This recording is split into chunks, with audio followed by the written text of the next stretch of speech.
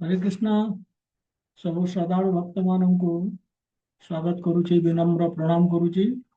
आज संध्याकालीन श्रीमद् भगवद गीता कार्यक्रम आरंभ करवा। आसंतु प्रेयर करवा। प्रथम ओं अज्ञानतिमिरन्धस्य ज्ञानञ्जनशलाकया चक्षुरुन्मिलितं येन तस्मै श्रीगुरवे नमः। नमो विष्णुपादाय कृष्णप्रेष्ठाय भूतले श्रीमते भक्तिवेदान्त स्वामिनिति नामिने। नमस्ते सारस्वती देवे गौरवाणी प्रचारिणे निर्विशेष शून्यवादी पाश्चात्य देशतारिणे। नमो महावदन्याय कृष्ण प्रेम प्रदायते कृष्णाय कृष्ण चैतन्य नाम्ने गौरतुषे नमो। हे कृष्ण करुणा सिंधु दीन बंधु जगतपते गोपेश गोपिका कांत श्री राधा कांत नमस्तुते। तप्त कांचन गौरंगी राधे वृंदावनेश्वरी वृषभानुसुते देवी प्रणमामि हरिप्रिये। वाञ्छाकल्पतरुभ्यश्च कृपा सिन्धुभ्य एव च पतितानां पावनेभ्यो वैष्णवेभ्यो नमो नमः। जय श्री कृष्ण चैतन्य प्रभु नित्यानंद श्री अद्वैत गदाधर श्रीवासादि गौर भक्त वृंद। हरे कृष्ण कृष्ण कृष्ण हरे हरे हरे राम राम राम हरे हरे। ओम नमो भगवते वासुदेवाय। ओम नमो भगवते वासुदेवाय। ओम नमो भगवते वासुदेवाय।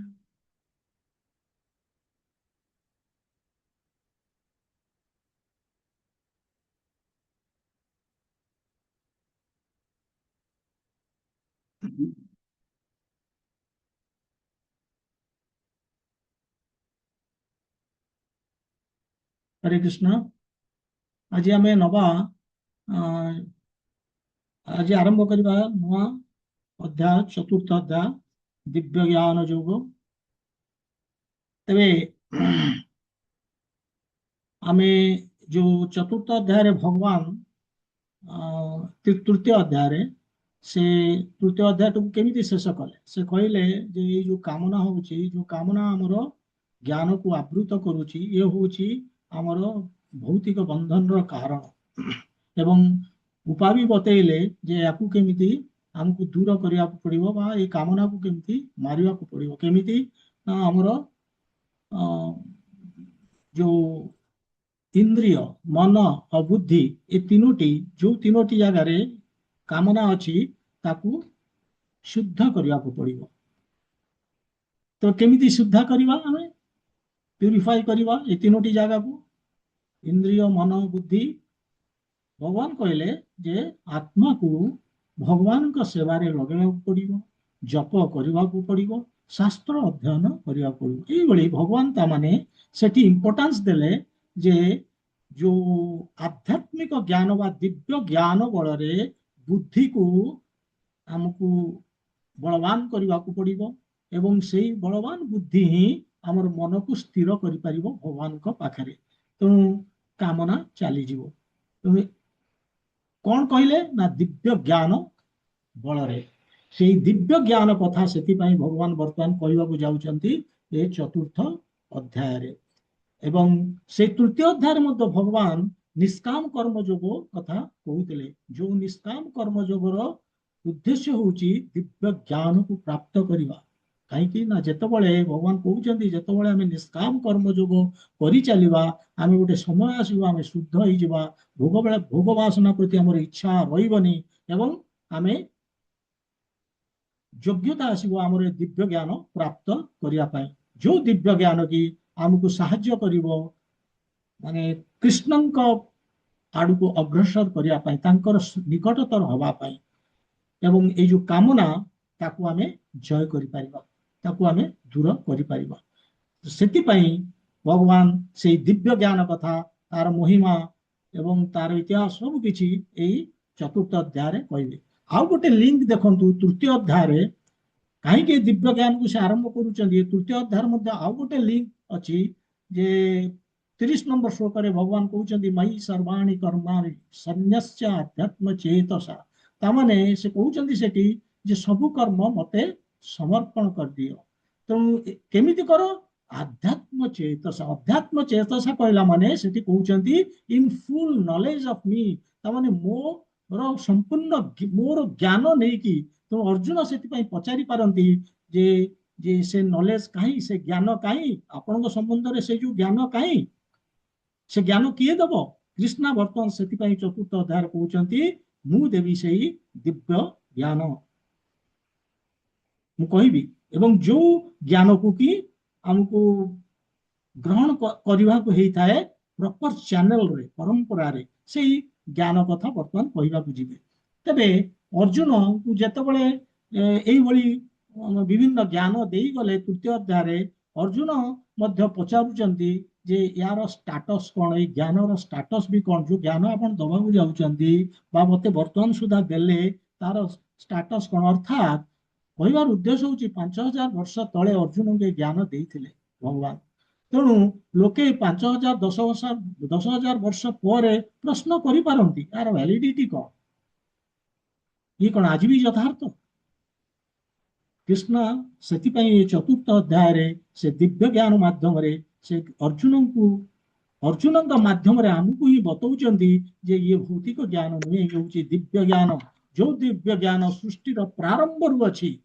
सृष्टि हवाठू अच्छी एबे भी अच्छी सब बेले रही ये हूँ दिव्य ज्ञान एवं तार इतिहास तार कहीं ज्ञान दि जाइथिला केमिति दिया जाइथिला एवं कहीं दिया जाउची वर्तमान अर्जुन को ये विषय भगवान आरंभ करिवे ये जो 1 नंबर श्लोक रु 4 नंबर श्लोक ए तो नहीं अलगा गोटे कोन भाइरस बोली भाइरल थेबो बहुत दिन होला अनम्यूट हेची म्यूट कर दियंतु जार के चेक कर दियंतु कार अनम्यूट हेची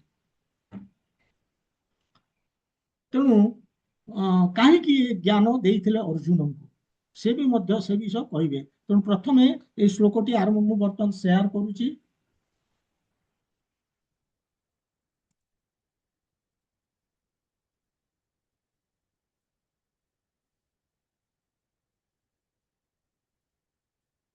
ये श्लोक चतुर्थ अध्याय 1 नंबर श्लोक श्री भगवान उवाच इमं विवस्वते योगं प्रोक्तवान् अहम् अव्ययम् विवस्वान् प्राह मनुख्या कवे अब्रवीत्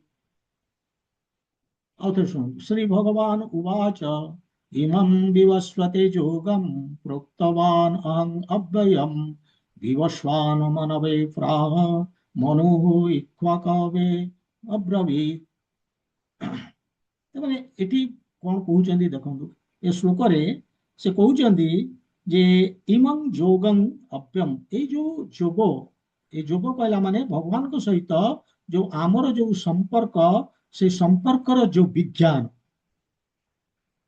साइंस ऑफ योगता माने से कहते ये योग अव्ययम माने अविनाशी शाश्वत इम्पेरिसेबल इनडेस्ट्रक्टेबल तेणु ये ज्ञान जो ज्ञान से कहते कौन ना प्रोक्तवान अहम मु कही क्या विवस्वते विवस्वत होती सूर्य देवता सूर्य देव विवस्वान तेणु विवस्वान को मु कही एवं विवस्वान ताकू मनवे माने मनु जे होचंती मैनकाइंड ऑफ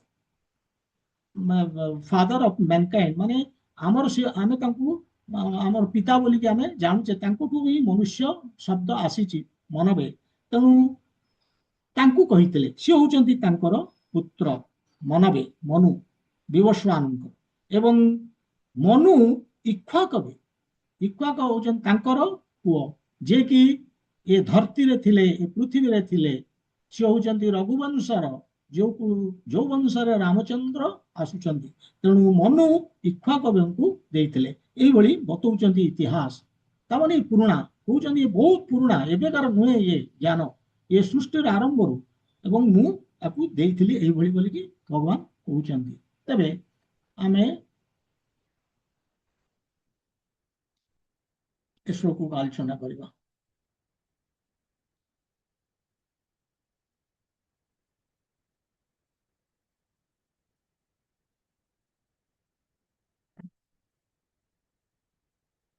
ତେଣୁ ଏଇଭଳି ଭଗବାନ କହିଲେ ଯେ ଇଏ ହଉଛି ପରମ୍ପରା, ଏଇ ଯୋଉ ସିଷ୍ଟମ ସେ କହୁଛନ୍ତି ଇଏ ହଉଛି ଗୁରୁ ଶିଷ୍ୟ ପରମ୍ପରା, ଏଇ ଜିନିଷ ଉପରେ ଏମ୍ଫାସିସ୍ ଦଉଛନ୍ତି। ଏବଂ ଗୁରୁ ଶିଷ୍ୟ ପରମ୍ପରାରେ ଜ୍ଞାନ ଦିଆଯାଇଛି। ପ୍ରଥମେ କାହାକୁ ଦେଇଥିଲେ? ବିବସ୍ୱାନ। ବିବସ୍ୱାନ କିଏ? ସିଏ ହଉଛନ୍ତି ସୂର୍ଯ୍ୟ ଦେବତା। ମାନେ ସୂର୍ଯ୍ୟ ଦେବତା କହିଲେ ସେଇଟା ଗୋଟେ ପୋଷ୍ଟ, ଯେମିତି ଆମେ ବ୍ରହ୍ମା କହୁଛେ, ଇନ୍ଦ୍ର କହୁଛେ, ସୂର୍ଯ୍ୟ ଦେବତା ଏସବୁ ଗୋଟେ ପୋଷ୍ଟ। କାରଣ ଏମାନେ ଚେଞ୍ଜ ହେଇପାରନ୍ତି, କେହି ଫିକ୍ସଡ ନାହାନ୍ତି। ତେଣୁ ବିବସ୍ୱାନ ଯିଏ କରେଣ୍ଟ ଆମର ଯିଏ ବର୍ତ୍ତମାନର ଯିଏ ସୂର୍ଯ୍ୟ ଦେବତା ସେ ହଉଛନ୍ତି ବିବସ୍ୱାନ। ସେଇ ବିବସ୍ୱାନଙ୍କୁ ସେ ଦେଇଥିଲେ। ଏବଂ ସେ କହୁଛନ୍ତି ମାନେ ଏଇ ଯେମିତି ଆମର ପ୍ରାଇମ ମିନିଷ୍ଟର, ପ୍ରେସିଡେଣ୍ଟ ଏଇଭଳିଆ ଯେମିତି ଆମର ସବୁ ଏଗୁଡା କଣ ପଦବୀ, ସେମିତି ଇଏ ବି ଗୋଟେ ପଦବୀ, ପୋଷ୍ଟ ଏଗୁଡାକ। এই ପୋଷ୍ଟକୁ କେମିତି ମିଳେ? ଯେତେବେଳେ ଯୋଗ୍ୟତା ଆସେ, ଯେମିତି ପ୍ରାଇମ ମିନିଷ୍ଟର ପ୍ରେସିଡେଣ୍ଟ ହେବା ପାଇଁ ଯୋଗ୍ୟତା ଦରକାର, ସେମିତି ଏମିତି ଆମର ଯୋଗ୍ୟତା ବୋଲେ କଣ ନା ଏଇ ଯୋଉ ସୂର୍ଯ୍ୟ ଦେବତା, ଇନ୍ଦ୍ର, ବ୍ରହ୍ମା ଏତିକ ଆମେ ଜୀବମାନେ ହିଁ ହେଇପାରିବା। କେତେବେଳେ ନା ଯେତେବେଳେ ଆମେ ସେଇ ପୁଣ୍ୟ ବା ଯଜ୍ଞ କରିଥିବା। ତେଣୁ ଏଇଭଳି ବିବସ୍ୱାନଙ୍କୁ ଦେଇଥିଲେ। ଏବଂ ବିବସ୍ୱାନ ହଉଛନ୍ତି ଯଦିଓ ସନ୍ ପ୍ଲାନେଟର, କିନ୍ତୁ ସେ ହଉଛନ୍ତି ସବୁ ଗ୍ରହର ରାଜା ସେତେବେଳେ ଥିଲେ। ସେ ହଉଛନ୍ତି ସୂର୍ଯ୍ୟ ବଂଶୀ। ଏବଂ ବିବସ୍ୱାନ ମନୁକୁ ଦେଇଥିଲେ। ମନୁ ତାଙ୍କର ପୁଅ ଇକ୍ଷ୍ୱାକବଙ୍କୁ ଦେଇଥିଲେ, ଯିଏକି ରଘୁବଂଶର। ଏଇଭଳି ଏମାନେ ହଉଛନ୍ତି ସବୁ କିଏ ନା କ୍ଷତ୍ରିୟ।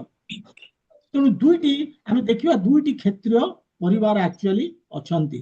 ସେ ହଉଛନ୍ତି କିଏ ନା ସୂର୍ଯ୍ୟବଂଶୀ ଆଉ ଚନ୍ଦ୍ରବଂଶୀ। ଏ ସୂର୍ଯ୍ୟବଂଶରେ ଏମାନେ ଆସୁଛନ୍ତି। ଇଏ ଯୋଉ ଯୋଉମାନଙ୍କୁ କଥା କହିଲେ ବର୍ତ୍ତମାନ ସୂର୍ଯ୍ୟବଂଶରେ ଆସୁଛନ୍ତି। ଏଇଭଳି ଦୁଇଟି ବଂଶ ରହୁଛି, ସୂର୍ଯ୍ୟବଂଶୀ, ଚନ୍ଦ୍ରବଂଶୀ। ଏମାନେ କ୍ଷତ୍ରିୟ। କୋଉଠି ଟିକେ ଅନମ୍ୟୁଟ ହେଇଯାଇଛି, ଦେଖିଦିଅନ୍ତୁ ସମସ୍ତେ, ଦେଖନ୍ତୁ କାହାର ଅନମ୍ୟୁଟ ହେଇଛି, ମ୍ୟୁଟ କରିଦିଅନ୍ତୁ। ଜନନ୍ତ ଫଟୋ ପରେ ଦିଆ ହବ, ଏଇଟା ଖାଲି ନାଁଟା ଚେଞ୍ଜ କରୁଛି। ନା ନାଇଁ, କୋଉଠି ଗୋଟେ ଅନମ୍ୟୁଟ ହେଇଛି, ଦେଖିଦିଅନ୍ତୁ ସମସ୍ତଙ୍କର, ଦେଖନ୍ତୁ ଅଡିଓଟିକୁ ଅନମ୍ୟୁଟ ହେଇଛି ବୋଲେ ତାକୁ ମ୍ୟୁଟ କରିଦିଅନ୍ତୁ। ଅଡିଓ କଥା ଆସୁଛି, ଡିସ୍କସନ ଆସୁଛି। ତେଣୁ ଏଇଭଳି ଭଗବତ ଗୀତା ମାନେ ଭଗବାନ କହୁଛନ୍ତି ୟାକୁ ଦିଆଯାଇଛି କଣ ନା ରୟାଲ ଅର୍ଡରରେ, ରାଜା ରଜୁଡାଙ୍କୁ ମାନେ ଏମିତି ଦିଆଯାଇଛି ଜ୍ଞାନ, ଯେ ମାନେ ଗ୍ରହର ରାଜା ଥିଲେ। ଏବଂ ବର୍ତ୍ତମାନ ଦେଖିଲେ ଆମର କିଏ? ଆମେ ଏଇଲେ ବର୍ତ୍ତମାନ କେହି ନାହାନ୍ତି କୌଣସି ରାଜା। ଏଟା ତ ସମସ୍ତେ ରାଜା ବର୍ତ୍ତମାନ ଏଠି ତ। ସେଥିପାଇଁ ବର୍ତ୍ତମାନ ଦେଖନ୍ତୁ ୟୁଏସଏ, ଇସ୍ରାଏଲ ମିଶିକି ସେ ଧୋଇ ଚାଲିଛନ୍ତି ଇରାନକୁ। ଏଠି ରାଜା ସେମିତି ଗୋଟେ ରାଜା କେହି ନାହାନ୍ତି। ଏଠି କଣ ହଉଛି ନା ଲିଡର୍ସ, ନେତା ଚୁନା, ଆମେ ଡେମୋକ୍ରେସି ଏବଂ ନେତା ଆମେ ବାଛୁଛେ, ସେଇ ନେତା ମାନେ ଶାସନ କରୁଛନ୍ତି। ତେଣୁ ଭଗବତ ଗୀତା କହୁଛି ଇଭିନ୍ ସେଇ ନେତାମାନେ ମଧ୍ୟ ଯୋଉମାନେ ଶାସନ କ୍ଷେତ୍ରରେ ରହୁଛନ୍ତି, ସେମାନେ ଏ ଦିବ୍ୟ ଜ୍ଞାନକୁ ଜାଣିବା ଦରକାର। କାହିଁକି ନା ସେମାନେ ସମାଜର ବା ଦେଶର ନେତୃତ୍ୱ କରୁଛନ୍ତି। ସେମାନେ ଯଦି ଜାଣିବେ ଜ୍ଞାନ, ସେମାନେ ଯଦି ନେତୃତ୍ୱ ସେଇଭଳିଆ କରିବେ ଜ୍ଞାନ ହିସାବରେ, ତାହେଲେ ଲୋକ ଫାଇଦା ପାଇବେ। ଭଗବାନଙ୍କର କହିବା ଉଦ୍ଦେଶ୍ୟ ଏ ଶାସନର ଅର୍ଥ ନୁହେଁ ଯେ କାହାକୁ ଖାଦ୍ୟ, ବସ୍ତ୍ର, ବାସଗୃହ, ରୋଡ ତିଆରି କରିଦିଅ, କି ପାଣି ଦେଇଦିଅ, କି ଇଲେକ୍ଟ୍ରିସିଟି, ସ୍କୁଲ, କଲେଜ, ହସ୍ପିଟାଲ, ନାଇଁ ଏସବୁ ଇଏ ତ ହବ, ଏ ଭୌତିକ ଜଗତରେ ଏସବୁ ଦରକାର। ଇଟ୍ ଇସ୍ ନଟ୍ ଇମ୍ପୋର୍ଟାଣ୍ଟ। ସେ କହୁଛନ୍ତି କେମିତି ଯୋଉ ଲୋକମାନେ ଉପରେ ରହୁଛନ୍ତି ଶାସନରେ, ସେମାନଙ୍କର କର୍ତ୍ତବ୍ୟ ହଉଛି ଯୋଉମାନେ ତଳେ ଅଛନ୍ତି, ଯୋଉ ଅର୍ଥାତ୍ ପବ୍ଲିକ, ଜନସାଧାରଣ, ସେମାନେ କେମିତି ଭୌତିକ ବନ୍ଧନରୁ ଊର୍ଦ୍ଧ୍ୱକୁ ଉଠିବେ, ଇଏ ହଉଛି ତାଙ୍କର ଦାୟିତ୍ୱ। ଅର୍ଥାତ୍ ଜନ୍ମ, ମୃତ୍ୟୁ, ଜରା, ବ୍ୟାଧି, ଯୋଉ କାମନା ଯୋଗୁ ଏଇ ଯୋଉ ଚାରୋଟି ଆମ ଜୀବନକୁ ଆମକୁ ବ୍ୟତିବ୍ୟସ୍ତ କରିକି ରଖିଛି, ଏହାରି ଫଳରେ ଆମେ ଏ ଭୌତିକ ଜଗତରେ ବାନ୍ଧି ହେଇକି ଅଛେ, ଆମେ ସେଇଥିରୁ ଉଠିପାରିବା। ଏବଂ ରଜା ମାନଙ୍କର ବା ଏ ଶାସକ ମାନଙ୍କର କର୍ତ୍ତବ୍ୟ ହଉଛି ଦିବ୍ୟ ଜ୍ଞାନ ଯୋଉ ଭଗବାନ ଦଉଛନ୍ତି, ତାକୁ ଆଧାର କରିକି ସେଇ ନୀତି ଅନୁସାରେ ଆଚରଣ କରିକି ପ୍ରଜାମାନଙ୍କୁ ପାଳନ କରିବା ପାଇଁ। ସେଥିପାଇଁ ଗୋଟେ ସୁନ୍ଦର ଶ୍ଲୋକ ମଧ୍ୟ ଆମର ଭାଗବତମରେ ଅଛି। ସେଠି ପଞ୍ଚମ ସ୍କନ୍ଦ ପଞ୍ଚମ ଅଧ୍ୟାୟରେ ସେ ଶ୍ଲୋକଟି ଅଛି। ସେଠି କହୁଛନ୍ତି, ଋଷଭଦେବ କହୁଛନ୍ତି କାହାକୁ ନା ତାଙ୍କର 100 ପୁଅଙ୍କୁ ସେ ସବୁଦିନ ଶିକ୍ଷା ଦିଅନ୍ତି। ତାଙ୍କର 100 ପୁଅ, ଋଷଭଦେବ ହଉଛନ୍ତି ଭଗବାନଙ୍କର ଅବତାର। ଏବଂ ସିଏ କହୁଛନ୍ତି ଗୁରୁ ନ ସ୍ୟାତ୍, ମାନେ ସେ ଗୁରୁ ନୁହନ୍ତି, ସ୍ୱଜନ ନ ସହ ସ୍ୟାତ୍ ସେ ବି ନିଜର ରିଲେଟିଭ ଆମର ନୁହନ୍ତି। ପିତା ନ ସହ ସ୍ୟାତ୍ ସେ ବି ଆମର ବାପା ହେବାକୁ ଯୋଗ୍ୟ ନୁହନ୍ତି। ଜନନୀ ନ ସହ ସ୍ୟାତ୍ ମାନେ ଜନନୀ ସେ ମଧ୍ୟ ମା ହେବାକୁ ଆମର ଯୋଗ୍ୟ ନୁହନ୍ତି। ଦୈବଂ ନ ତତ୍ ସ୍ୟାତ୍ ମାନେ ଆମେ ଯୋଉ ଆମର ଯିଏ ଆରାଧ୍ୟ ଦେବତା ସେ ଦେବତା ହବା ପାଇଁ ତାଙ୍କର ଯୋଗ୍ୟତା ନାହିଁ। ନ ପତି ହି ସହ ସ୍ୟାତ୍ ମାନେ ହଜବାଣ୍ଡ ମଧ୍ୟ ଆମର ହଜବାଣ୍ଡ ହବା ପାଇଁ ସ୍ୱାମୀ ହବା ପାଇଁ ସେ ଯୋଗ୍ୟ ନୁହେଁ। କେତେବେଳେ ଯଦି ସେ କହୁଛନ୍ତି ନ ମୋଛୟେଦ୍ ୟାହ ସମୁପେତ ମୃତ୍ୟୁ। ସମୁପେତ ମୃତ୍ୟୁ ମାନେ ରିପିଟେଡ ବାର୍ଥ ଆଣ୍ଡ ଡେଥ୍। ଯିଏ ମାନେ କେମିତି ଜନ୍ମ ମୃତ୍ୟୁ ଯୋଉ ବାରମ୍ବାର ଚାଲିଛି ସେଥିରୁ ବଞ୍ଚିବାର ଉପାୟ ବତଉନି ବା ଶିକ୍ଷା ଦଉନି। ସେ ବାପା ବାପା ନୁହେଁ, ସେ ମା ମା ନୁହେଁ, ସେ ଗୁରୁ ଗୁରୁ ନୁହେଁ, ସେ ନେତା ନେତା ନୁହେଁ, ସେ ରିଲେଟିଭ ରିଲେଟିଭ ନୁହେଁ। ମାନେ ଏଇଭଳି ସେ ଶ୍ଲୋକରେ ଭଗବାନ କହୁଛନ୍ତି। ତେଣୁ ଦିସ୍ ଇଜ ଭେରି ଇମ୍ପୋର୍ଟାଣ୍ଟ। ସେଥିପାଇଁ ଭଗବତ ଗୀତାରେ ମଧ୍ୟ ଭଗବାନ ସେଇ କଥା ଏକ୍ଜାକ୍ଟଲି ସେଇଆ କହୁଛନ୍ତି ଯେ ଏଇ ଯୋଉ ଆମର ମଣିଷ ଶରୀରଟେ ମିଳିଛି ତାର ଉଦ୍ଦେଶ୍ୟ ହଉଛି ଆଧ୍ୟାତ୍ମ ଜ୍ଞାନକୁ ହାସଲ କରିବା, ବୁଝିବା ସେ କଣ ଏବଂ ଆମର ଯୋଉ ସମ୍ପର୍କ ଭଗବାନଙ୍କ ସହିତ ତାକୁ ହଜି ଯାଇଛି ତାକୁ ପୁନଃସ୍ଥାପନ କରିବାକୁ ପଡିବ। ଏବଂ ଇଏ ଥିଲା ଏଇ ରଜା ମାନଙ୍କର ରୟାଲ ହେଡ୍ ଯୋଉମାନେ ଯୋଉମାନେ ଉପରେ ରହୁଛନ୍ତି ଶାସନ ବ୍ୟବସ୍ଥାରେ ତାଙ୍କର ଏ କର୍ତ୍ତବ୍ୟ ଥିଲା ସେମାନେ ଜନସାଧାରଣଙ୍କୁ ଶିଖେଇବେ।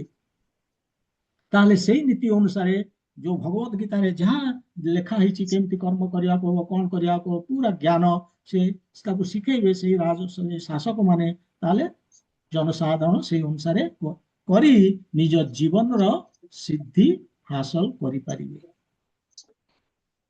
ଏବେ ଏଇ ଶ୍ଲୋକରେ ଭଗବାନ କହୁଛନ୍ତି ଯେ ମାନେ ଗୁରୁ ଉପରେ ସେ ଏମ୍ଫାସିସ୍ ଦଉଛନ୍ତି, ଗୁରୁତ୍ୱ ଦଉଛନ୍ତି।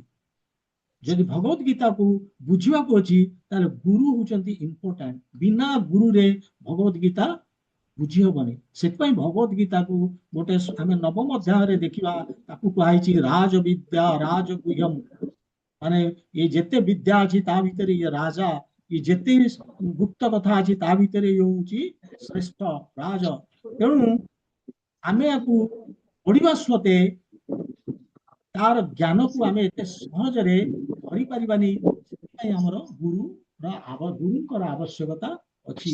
ଏଇ କଥା ଏଠି ଏଇ ଶ୍ଲୋକରେ ଭଗବାନ ଏମ୍ଫାସିସ୍ ଦଉଛନ୍ତି ଗୁରୁ ଇଜ ମଷ୍ଟ।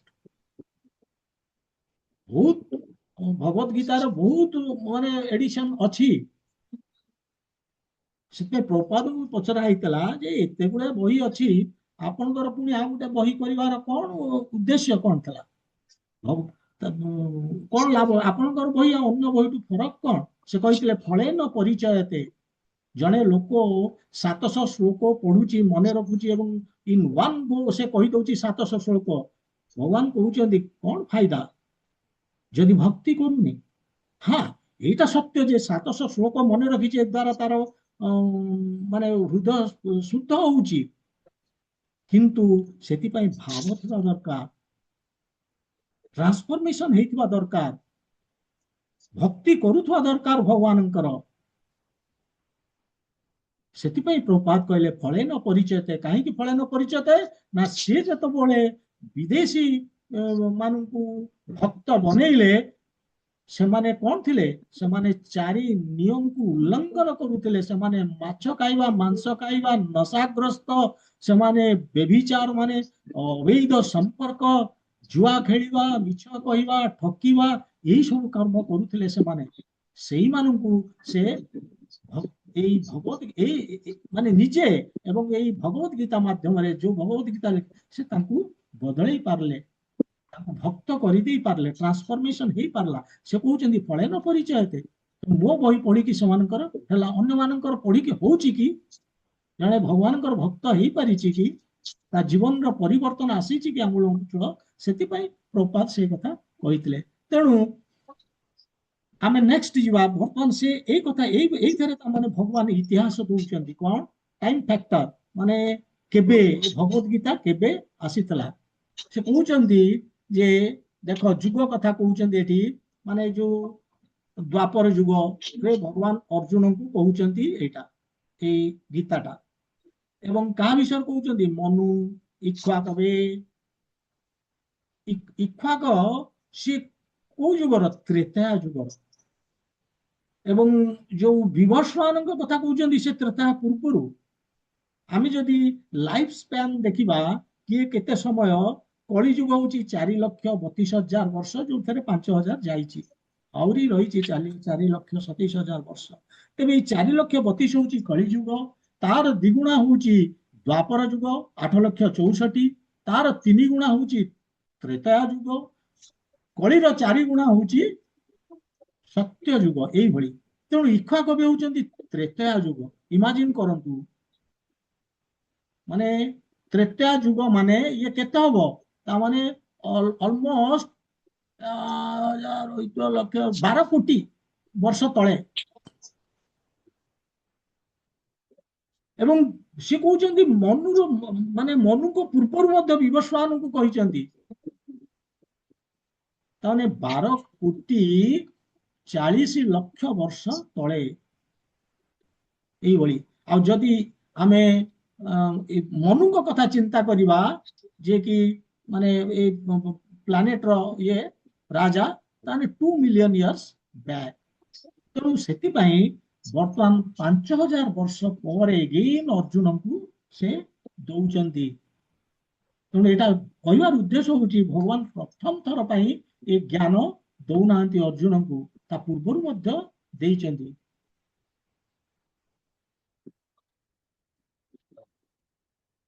ଏବଂ ଏଠି ଆଉ ଗୋଟେ ଜିନିଷ, କାହିଁକି ଅର୍ଜୁନଙ୍କୁ ଏବେ ଦଉଛନ୍ତି ସେଟା ନେକ୍ସଟ ଶ୍ଲୋକରେ ଆମେ ଡିସ୍କସନ କରିବା। ଏଠି ବର୍ତ୍ତମାନ ଆଉ ଗୋଟେ ଜିନିଷ କହୁଛନ୍ତି, ଅବ୍ୟୟମ। ଏଇ ଯୋଉ ଯୋଗ ବା ସାଇନ୍ସ ବିଜ୍ଞାନ, ଅବ୍ୟୟମ ମାନେ ଶାଶ୍ୱତ, ଇମ୍ପେରିସେବଲ, ଇଟ ଇଜ ନେଭର ଲସ୍। କାହିଁ କହୁଛନ୍ତି? କାହିଁକି ନା ଇଏ ଦିବ୍ୟ ଜ୍ଞାନ,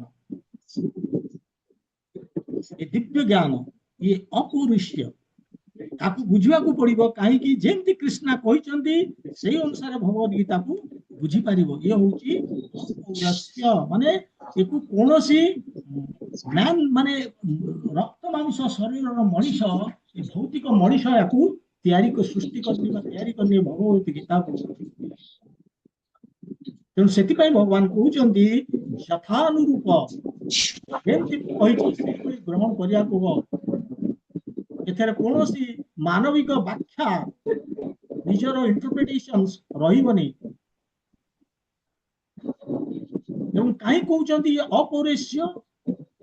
ଏଇଥିପାଇଁ ଯେ ମଣିଷ କାହିଁ କରିପାରିବନି ୟାକୁ, ନା ମଣିଷର 4ଟି ଡିଫେକ୍ଟ ଅଛି। Man suffers from 4 defects. ପ୍ରଥମ ଡିଫେକ୍ଟ ହଉଛି ତାର ଇନ୍ଦ୍ରିୟ ଗୁଡିକ ମାନେ ଲିମିଟେଡ, ଏବଂ ସେ ଲିମିଟେସନ ରହିଛି ଇନ୍ଦ୍ରିୟ ଗୁଡିକ ତ୍ରୁଟିପୂର୍ଣ୍ଣ। ଅର୍ଥାତ୍ ଏ ଆଖି ଗୋଟେ ପର୍ଟିକୁଲାର ଡିଷ୍ଟାନ୍ସ ପର୍ଯ୍ୟନ୍ତ ଦେଖିପାରିବ, ଏ କାନ ଗୋଟେ ପର୍ଟିକୁଲାର ରେଞ୍ଜ ପର୍ଯ୍ୟନ୍ତ ଶୁଣିପାରିବ, 20 ହର୍ଜରୁ 20,000 ହର୍ଜ ପର୍ଯ୍ୟନ୍ତ ଶୁଣିପାରିବ। ତେଣୁ ପ୍ରତ୍ୟେକଙ୍କର ଲିମିଟେସନ୍ସ ଅଛି, ଏମାନେ ସୀମିତ। ହେଲା ପ୍ରଥମ। ଯେହେତୁ ସୀମିତ, ଆମର କଣ ସେନ୍ସେସ୍, ଇନ୍ଦ୍ରିୟ ଗୁଡିକ ଆମର ସୀମିତ, ତାର ଲିମିଟେସନ ଅଛି। ତାମାନେ ଆମେ ଆମର ମାନେ ଯୋଉ ମୋହ ବା ମାୟାରେ ପଡିବା ଇଜି ଆମ ପାଇଁ। ଇଲ୍ୟୁଜନକୁ ଆମେ ଇମିଡିଏଟଲି ଚାଲି ଯାଇପାରିବା। ଇଲ୍ୟୁଜନର ଅର୍ଥ କଣ? ଇଲ୍ୟୁଜନର ଅର୍ଥ ହଉଛି କୋଉଟା ଠିକ କୋଉଟା ଭୁଲ ଆମେ ଜାଣିପାରୁନେ, ଠିକ କୁ ଭୁଲ, ଭୁଲ କୁ ଠିକ ଆମେ କରୁଛେ।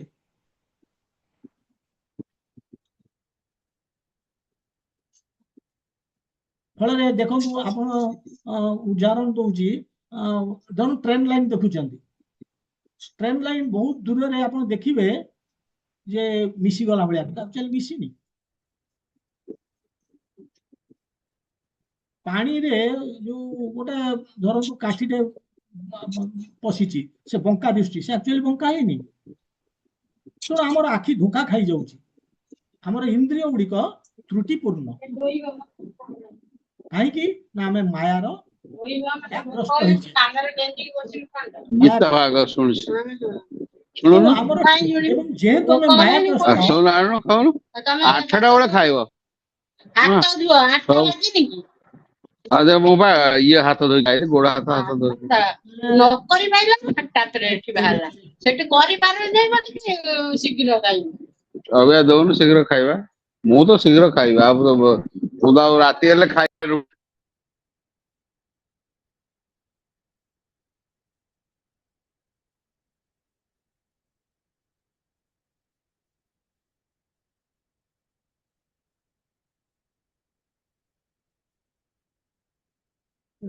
এইଭଳି କଲେ ଯଦି ଅନମ୍ୟୁଟ କରିଦେବେ ତାହେଲେ ସମୟ ନଷ୍ଟ ହବ ମୋର।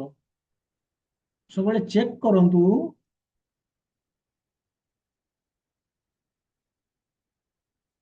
ହଁ, ତେଣୁ ଏଇଭଳି ଆମର ଯେହେତୁ ସେନ୍ସେସ୍ ଆମର ଇନ୍ଦ୍ରିୟ ଗୁଡିକ ହଉଛନ୍ତି କଣ ମାନେ ତ୍ରୁଟିପୂର୍ଣ୍ଣ, ସେଥିପାଇଁ ଆମେ ଇଜିଲି ମାୟାରେ ଆସି ଯାଉଛେ, ମୁହଁରେ ଆସି ଯାଉଛେ, ରାଇଟ ରଙ୍ଗ ଜାଣିପାରୁନେ। ସେଥିପାଇଁ ଆମେ ଆମ ଆଖି ଧୋକା ଖାଇଯାଉଛି ଏବଂ ଫଳରେ ଆମେ କଣ କରୁଛେ, ତାରି ଫଳରେ ଆମେ ମିଷ୍ଟେକ୍ କରୁଛେ। ଆମେ ଯୋଉ କହୁଛେ ଟୁ ଏର୍ ଇଜ ହ୍ୟୁମାନ, ସେଇଟା ଆମେ ମିଷ୍ଟେକ୍ କରୁଛେ। ଇଏ ହଉଛି ଥାର୍ଡ ଡିଫେକ୍ଟ। ଏବଂ ଯେହେତୁ ମିଷ୍ଟେକ୍ କରୁଛେ, ତାକୁ ଘୋଡେଇବା ପାଇଁ ଆମେ ଠକିବା ଆରମ୍ଭ କରୁଛେ, to cheat, tendency to cheat. ତେଣୁ ଇଏ ହଉଛି ଚତୁର୍ଥ ଆମର ଲିମିଟେସନ୍ସ, ଫୋର୍ ଡିଫେକ୍ଟସ ଆମେ ଯୋଉ କହିଲେ, ଚାରୋଟି ତ୍ରୁଟି ଆମ ମଣିଷର। ତେଣୁ ଏଇଭଳିଆ ଯୋଉ ଚାରି ଡିଫେକ୍ଟ ଥିବା ମଣିଷ କେବେ ହେଲେ ଏଇଭଳି ଦିବ୍ୟ ଗ୍ରନ୍ଥ ଯୋଉଠି ଭଗବାନ ଦିବ୍ୟ ଜ୍ଞାନ ଦଉଛନ୍ତି ସେ ଜିନିଷ କହିପାରିବେନି। କେବଳ ଭଗବାନ ହିଁ ଏହାକୁ କହିପାରିବେ। ଭଗବାନଙ୍କର ଏ ଡିଫେକ୍ଟ ନାହିଁ। ତାଙ୍କର ଇନ୍ଦ୍ରିୟ ଅନଲିମିଟେଡ, ଅସୀମ। ଇଲ୍ୟୁଜନକୁ ସେ ମାନେ ମାୟାରେ ସେ ପଡନ୍ତିନି। ସେ ନିଜେ କହୁଛନ୍ତି ଅହଂ ସର୍ବସ୍ୟ ପ୍ରଭବ, ମାନେ ସବୁ ଜିନିଷର ସ୍ରୋତ ମୁଁ। ମତଃ ପରତରଂ ନାନ୍ୟତ୍ କିଞ୍ଚିତ୍ अस्ति ଧନଞ୍ଜୟ। ସେ କହୁଛନ୍ତି ମୋଠୁ ବଳିକି ଆଉ ଦୁନିଆରେ କିଛି ବଡ ଜିନିଷ ନାହିଁ, ବା ଶ୍ରେଷ୍ଠ ନାହିଁ, ବା ସତ୍ୟ ନାହିଁ ମୋଠୁ ବଳିକି। ଆଉ ସେଭଳି ଲୋକ ଯଦି ମାୟାରେ ପଡି ଯାଇଛନ୍ତି, ତାହେଲେ ମାୟା ବହୁତ ପାୱାରଫୁଲ, ବହୁତ ବଳବାନ। କିନ୍ତୁ ତା ବି ନୁହେଁ, ନିଜେ କହୁଛନ୍ତି ମାୟାଧ୍ୟଗଣ ପ୍ରକୃତି ସୁୟତେ ସଚରାଚରମ୍। ତା ଅର୍ଥ କଣ? ତାମାନେ ମାୟା ତାଙ୍କର ଏନର୍ଜି। ତେଣୁ ଏଥିରୁ କଣ ଜାଣିଲେ ଆମେ? ଭଗବାନ ହଉଛନ୍ତି ପାୱାରଫୁଲ, ମୋଷ୍ଟ ପାୱାରଫୁଲ। ଆଉ ସେଥିପାଇଁ ଭଗବତ ଗୀତା ତାଙ୍କଠୁ ଆସିଛି ଏବଂ ଆମେ କହୁଛେ ଅପୌରସ୍ୟ। ତାଙ୍କର କୌଣସି ଡିଫେକ୍ଟ ନାହିଁ। ମଣିଷ ଠକୁଛି କୋଉଥିପାଇଁ ଠକୁଛି? ତାର ଇଜ୍ଜତକୁ ବଚେଇବା ପାଇଁ। କିନ୍ତୁ ଭଗବାନ ଇଜ୍ଜତକୁ କେୟାର କରୁନାହାନ୍ତି। ତାଙ୍କର କୋଉ ଇଜ୍ଜତକୁ ସେ ବଞ୍ଚେଇବେ? କେୟାର କରୁନାହାନ୍ତି। ସେ ଯଦି ଇଜ୍ଜତକୁ ବଞ୍ଚେଇବାକୁ ହେଇଥାନ୍ତା, ତାହେଲେ ମହାଭାରତ ଯୁଦ୍ଧ ଭୂମିରେ ଯେତେବେଳେ ଅର୍ଜୁନଙ୍କୁ ସରବର୍ଷଣ କରିଚାଲିଛନ୍ତି, ଅର୍ଜୁନ ପୁରା ମାନେ ହାରିବା ଭଳିଆ ପୋଜିସନ ଆସିଯାଉଛି, ସେତେବେଳେ ଭଙ୍ଗା ରଥର ଚକକୁ ଧରିକି ଭୀଷ୍ମଙ୍କ ଆଡକୁ ଦୌଡିଛନ୍ତି। ତାଙ୍କର ଇଜ୍ଜତ ସେଠି କୋଉଠି ଥିଲା? କାହିଁକି ସେ ପ୍ରତିଜ୍ଞା କରିଥିଲେ ଅସ୍ତ୍ର ଉଠେଇବେନି, କିନ୍ତୁ ଅସ୍ତ୍ର ଉଠେଇଲେ। ଯଦି ଇଜ୍ଜତକୁ କେୟାର କରିଥାନ୍ତେ ଅସ୍ତ୍ର ଉଠେଇ ନଥାନ୍ତେ, କିନ୍ତୁ ଅସ୍ତ୍ର ଉଠେଇଲେ। କୋଉଥିପାଇଁ ଉଠେଇଲେ? କାହିଁକି ନା ଦୁଇ ସାଇଡରେ ଭକ୍ତ, ଭୀଷ୍ମ ବି ଭକ୍ତ, ଅର୍ଜୁନ ବି ଭକ୍ତ। ଅର୍ଜୁନ ଯଦି ଚାହୁଁଛନ୍ତି ଅର୍ଜୁନଙ୍କୁ ଅର୍ଜୁନ ମରିବେ, ସେ ଚାହୁଁନାହାନ୍ତି, ତାଙ୍କୁ ରକ୍ଷା କରିବାକୁ ଚାହୁଁଛନ୍ତି। କିନ୍ତୁ ଭୀଷ୍ମଙ୍କର ପ୍ରତିଜ୍ଞାକୁ ମଧ୍ୟ ସମ୍ମାନ ଦେବାକୁ ଚାହୁଁଛନ୍ତି। କାହିଁକି ନା ଭୀଷ୍ମ ପ୍ରତିଜ୍ଞା କରିଥିଲେ ଯେ ଆଜି ମୁଁ କୃଷ୍ଣଙ୍କୁ ମଜବୁର କରିବି, ଆଜି ଆଇଦର ଅର୍ଜୁନ ମରିବେ ନହେଲେ କୃଷ୍ଣ ଅସ୍ତ୍ର ଉଠେଇବେ। ତାଙ୍କ ପ୍ରତିଜ୍ଞାକୁ ମୁଁ ଭାଙ୍ଗିବି, ତାଙ୍କୁ ମଜବୁର କରିଦେବି। ସେଇ ଜିନିଷକୁ ସମ୍ମାନ ଦେବା ପାଇଁ ସେ ଏଇଭଳି ଷ୍ଟେପ ନେଇଥିଲେ। ଫଳରେ ତାଙ୍କ ଇଜ୍ଜତକୁ ସେ ଦେଖିନଥିଲେ। ତାଙ୍କର ଇଜ୍ଜତ କଣ?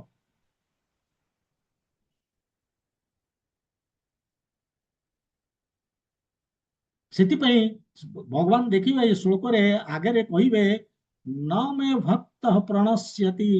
ମୋର ଯୋଉ ଭକ୍ତ, ତାଙ୍କୁ କେବେ ମୁଁ ତଳେ ପକେଇ ଦେଇପାରିବିନି, ବା ତାଙ୍କର ଲୋକସାନ ହେଇଯିବ, କ୍ଷତି ହବ, ସେ ଜିନିଷ ମୁଁ କରେଇ ଦେଇପାରିବିନି। କୌନ୍ତେୟ ପ୍ରତି ଜାନି ହିଁ, ମାନେ ଏକୁ ଜାଣି ରଖ ଅର୍ଜୁନ, ମୋର ଭକ୍ତର କେବେ ହେଲେ କ୍ଷତି ହୁଏନି, ଲୋକସାନ ହୁଏନି।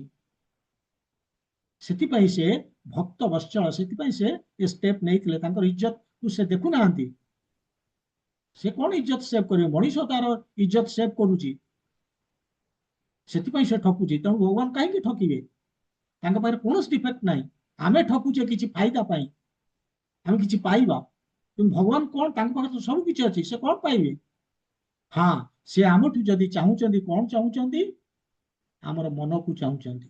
ମନ୍ମନା ଭବ ମଦ୍ ଭକ୍ତ ମଜ୍ଜାଜି ମାଂ ନମସ୍କୁରୁ, ଆମ ଫାଇଦା ପାଇଁ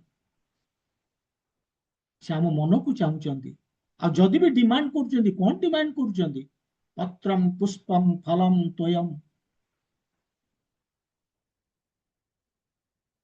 ଇଜିଲି ଆଭେଲେବୁଲ, ଆମେ ଦେଇପାରିବା। ତେଣୁ ଭଗବତ ଗୀତାକୁ ଦବା ପାଇଁ ସେ କାହିଁକି ଠକିବେ ଆମକୁ? ଏ ଭଗବତ ଗୀତାକୁ ଦେଇକି ଆମକୁ କାହିଁକି ଠକିବେ? ସେ ଭଗବତ ଗୀତା ଦେଇଛନ୍ତି, ଆମେ ପଢିବା, ତାକୁ ଅନୁସରଣ କରିବା, ଆଚରଣ କରିବା, ଯାହା ଫଳରେ ଆମର ଫାଇଦା ହବ। କଣ ଫାଇଦା? ଆମେ ଭଗବତ ଧାମ ଯାଇପାରିବା। ଜନ୍ମ ମୃତ୍ୟୁ ଜରା ବ୍ୟାଧି ଏ ଚକ୍ରକୁ ସମାପ୍ତ କରିକି ଆମେ ଭଗବାନଙ୍କ ପାଖକୁ ଚାଲି ଯାଇପାରିବା। ତେଣୁ ଏଇଭଳି ପ୍ରଥମ ଶ୍ଲୋକଟି କମ୍ପ୍ଲିଟ କଲେ କୃଷ୍ଣ, କହିକି ଯେ ଇତିହାସ ଦେଲେ ଏବଂ ଉଦ୍ଦେଶ୍ୟ ଦେଲେ ଭଗବତ ଗୀତାର। କିନ୍ତୁ ଅର୍ଜୁନ ପ୍ରଶ୍ନ ପଚାରି ପାରନ୍ତି, ମାନେ ଏଠି ଭଗବତ ଗୀତାକୁ ଯଦି ଆଗରୁ ଥିଲା କହୁଛନ୍ତି, ଇଏ ତ ବିଭୀଷଣଙ୍କୁ ଦେଇଥିଲେ, ତାପରେ ମନୁ ଏମିତି ତ ଅଛି, ତେବେ ଦରକାର କଣ ଥିଲା ପୁଣି ରିପିଟ ଟେଲିକାଷ୍ଟ କରିବା ପାଇଁ? ଆଉ ଥରେ କାହିଁକି ଦେଲେ ଅର୍ଜୁନଙ୍କୁ? ବର୍ତ୍ତମାନ ନେକ୍ସଟ ଶ୍ଲୋକରେ ଭଗବାନ ସେ କଥା କହୁଛନ୍ତି। ସାରଦବା ଏବଂ ପରମ୍ପରା ପ୍ରାପ୍ତ ଇମଂ, ସରି ମୁଁ ଇଏ କରେ ଗୋଟେ ସେକେଣ୍ଡ।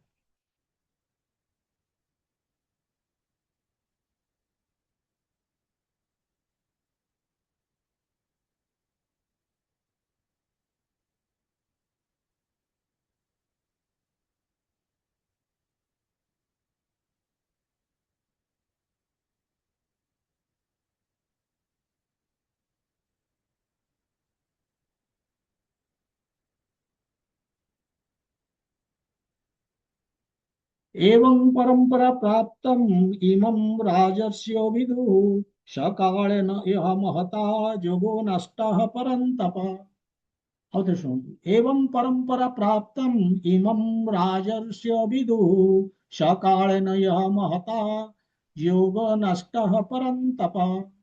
एटी कौन कहउଛନ୍ତି? कहउଛନ୍ତି एवं परंपरा प्राप्त इमं, ଏଇଭଳି ଏ ଜ୍ଞାନ ପରମ୍ପରାରେ ଆସିଛି। ରାଜସ୍ୱ ବିଦୁ, ମାନେ ଯୋଉମାନେ ରାଜର୍ଷି ସେଇମାନଙ୍କୁ ଦିଆଯାଇଛି ଏ ଜ୍ଞାନ ପରମ୍ପରାରେ।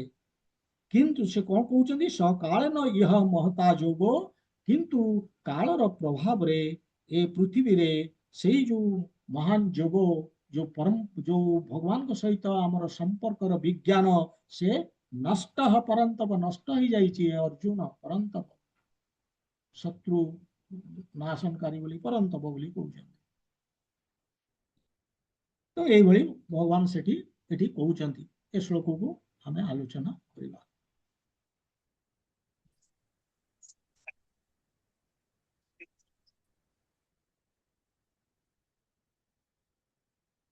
ତେବେ ଏଠି ପ୍ରଥମେ ଦେଖନ୍ତୁ, ଭଗବାନ କହୁଛନ୍ତି ଏବଂ ପରମ୍ପରା ପ୍ରାପ୍ତ ରାଜସ୍ୱ ବିଦୁ, ଏଇ ଯୋଉ ବିଜ୍ଞାନ ଆମେ, ଭଗବାନ କହୁଛନ୍ତି ଆମେ ପରମ୍ପରାରେ ଏ ବିଜ୍ଞାନକୁ ଆମେ ଶିଖୁ, ପରମ୍ପରାରେ ଦିଆଯାଇଛି। ପରମ୍ପରା ଅର୍ଥ କଣ? ଗୁରୁ ଶିଷ୍ୟ ପିତା ପୁତ୍ର, ଏଇଭଳି ପରମ୍ପରା। ଭଗବାନ କହୁଛନ୍ତି ମୁଁ ଯେମିତି ଦେଇଛି ଏ ଜ୍ଞାନକୁ, ସେମିତି ରିସିଭ କର, ଆଜ ଇଟ ଇଜ, ସେମିତି ଗ୍ରହଣ କର। ଏବଂ କୋଉମାନେ ୟାକୁ ଏ ଜ୍ଞାନକୁ ପାଉଥିଲେ, ଶିଖୁଥିଲେ, ଆଚରଣ କରୁଥିଲେ? ରାଜର୍ଷି। କିନ୍ତୁ କାଳକ୍ରମେ ସେ ପଦ୍ଧତି ନଷ୍ଟ ହେଇଯାଇଛି, ସେ ଚେନ୍ ଡିଷ୍ଟର୍ବ ହେଇଯାଇଛି ଏବଂ ସେ ଜ୍ଞାନର ଯୋଉ ଶୁଦ୍ଧତା ସେ ବି ନଷ୍ଟ ହେଇଯାଇଛି, ଆଉ ନାହିଁ। ଏବଂ ସେଇ ଯୋଉ ବିଜ୍ଞାନ ଜଣା ପଡୁଛି ସତେ ଯେମିତି ବିଲୁପ୍ତ, ଏଇଭଳି କୃଷ୍ଣ କହୁଛନ୍ତି। ସେଥିପାଇଁ କୃଷ୍ଣ କହୁଛନ୍ତି ଯେ ଜ୍ଞାନକୁ ଏଠୁ ସେଠୁ କୋଉଠୁ ହାସଲ କର ନା, ଯୋଉ ଜ୍ଞାନ ମୁଁ ଦେଇଛି ସେଇ ଜ୍ଞାନ ହାସଲ କରିବାକୁ ଚେଷ୍ଟା କର। ଏ ପରମ୍ପରାରେ ଯେମିତି ମୁଁ ରାଜର୍ଷି ମାନଙ୍କୁ ଦେଇଥିଲି, Google, YouTube, WhatsApp, social media, ଅନେକ କମେଣ୍ଟେଟର ଅଛନ୍ତି ଯୋଉମାନେ ଅସାଧୁ, ଯୋଉମାନଙ୍କ ପାଖରେ ନୈତିକତା ନାହିଁ, ନିଜର ବିଚାରଧାରା ମାନେ ଗୀତାର ମୌଳିକ ଉଦ୍ଦେଶ୍ୟ ପୁରା ବିକୃତ କରିକି ନିଜର ବିଚାରଧାରା ଦେଇ ସେମାନେ ମାନେ ଗୀତାର କମେଣ୍ଟ୍ରି ଦଉଛନ୍ତି।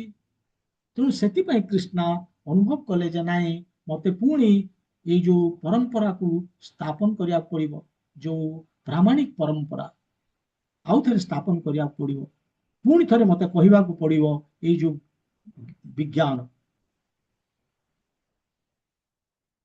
ସେଥିପାଇଁ ଅର୍ଜୁନକୁ କହୁଛନ୍ତି 5000 ବର୍ଷ ତଳେ। ସେଥିପାଇଁ କହୁଛନ୍ତି କାହିଁକି ମୁଁ ଆଉ ଥରେ, ଅର୍ଜୁନ ଯଦି ପ୍ରଶ୍ନ ପଚାରନ୍ତି ଆଉ ଥରେ କାହିଁକି ମତେ, ଯଦି ଅଛି ଆଗରୁ, ଏଇଥିପାଇଁ ମୁଁ ଅର୍ଜୁନ ତମକୁ ଦଉଛି, କାହିଁକି ନା ଇଏ ନଷ୍ଟ ହେଇଯାଇଛି କାଳର ପ୍ରଭାବରେ।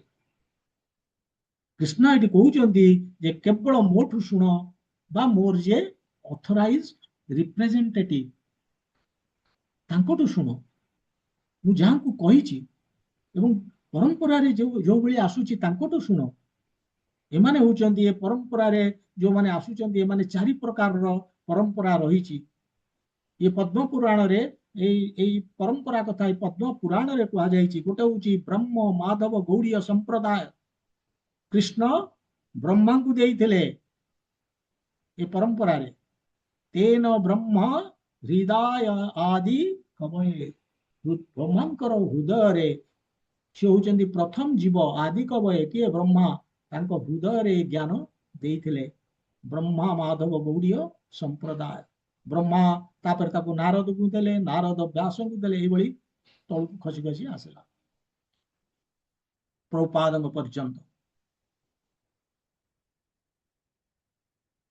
ଏଇ ଯୋଉ ସମ୍ପ୍ରଦାୟର ଆଚାର୍ଯ୍ୟ ହଉଛନ୍ତି ମାଧବାଚାର୍ଯ୍ୟ, ହଉଛନ୍ତି ମାନେ ଶ୍ରେଷ୍ଠ ଆଚାର୍ଯ୍ୟ। ଏବଂ ଇସ୍କନ ଏଇ ପରମ୍ପରାରେ ଆସୁଛି ଏବଂ ମୁଁ ମଧ୍ୟ ଏଇ ପରମ୍ପରାରେ ଆସୁଛି, ଏଇ ବ୍ରହ୍ମ ମାଧବ ଗୌଡୀୟ ସମ୍ପ୍ରଦାୟ। ସେମିତି ଆଉ ଗୋଟିଏ ସମ୍ପ୍ରଦାୟ ଅଛି, ତାକୁ ବି ଆମେ କହିବା ପ୍ରାମାଣିକ ସମ୍ପ୍ରଦାୟ ବା ପରମ୍ପରା, ସେ ହଉଛି ଶ୍ରୀ ସମ୍ପ୍ରଦାୟ। କୃଷ୍ଣ ଲକ୍ଷ୍ମୀଙ୍କୁ ଦେଇଥିଲେ, ଯୋଉଠି ରାମାନୁଜାଚାର୍ଯ୍ୟ ହଉଛନ୍ତି ତାର ଫାଉଣ୍ଡର। 10th ସେଞ୍ଚୁରୀ ଏଡିରେ ସେ ଥିଲେ ଜଣେ ପ୍ରସିଦ୍ଧ ସନ୍ଥ। ଇଏ ହେଲା ଶ୍ରୀ ସମ୍ପ୍ରଦାୟ। ଆଉ ଗୋଟେ ସମ୍ପ୍ରଦାୟ ଯାହାକୁ ଆମେ କହିବା ପ୍ରାମାଣିକ ସମ୍ପ୍ରଦାୟ, ସେ ହଉଛି ରୁଦ୍ର। କୃଷ୍ଣ ଭଗବାନ ଶିବଜୀଙ୍କୁ ଦେଇଥିଲେ। ତାର ମାନେ ଯେମିତି ମାଧବାଚାର୍ଯ୍ୟ ବ୍ରହ୍ମ ଗୌଡୀୟ ସମ୍ପ୍ରଦାୟରେ, ଯେମିତି ରାମାନୁଜାଚାର୍ଯ୍ୟ ଶ୍ରୀ ସମ୍ପ୍ରଦାୟରେ, ସେମିତି ରୁଦ୍ର ସମ୍ପ୍ରଦାୟର ହଉଛନ୍ତି ବିଷ୍ଣୁ ସ୍ୱାମୀ।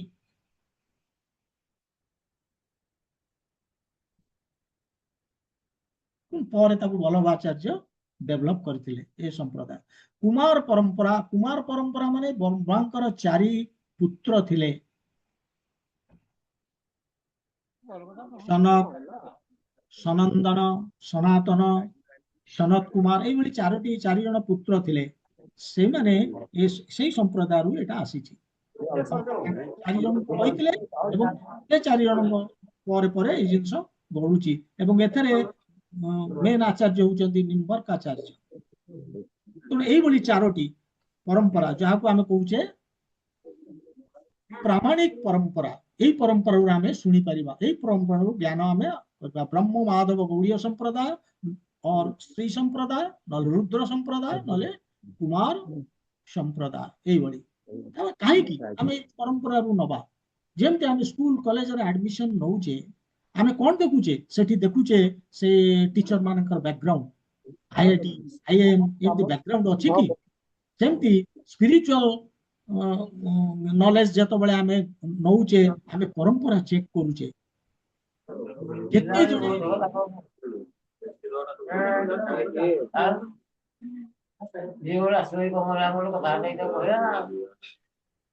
ଗୋଟେ ସେକେଣ୍ଡ ଆପଣ ଦେଖନ୍ତୁ ଯେତେବେଳେ ମ୍ୟୁଟ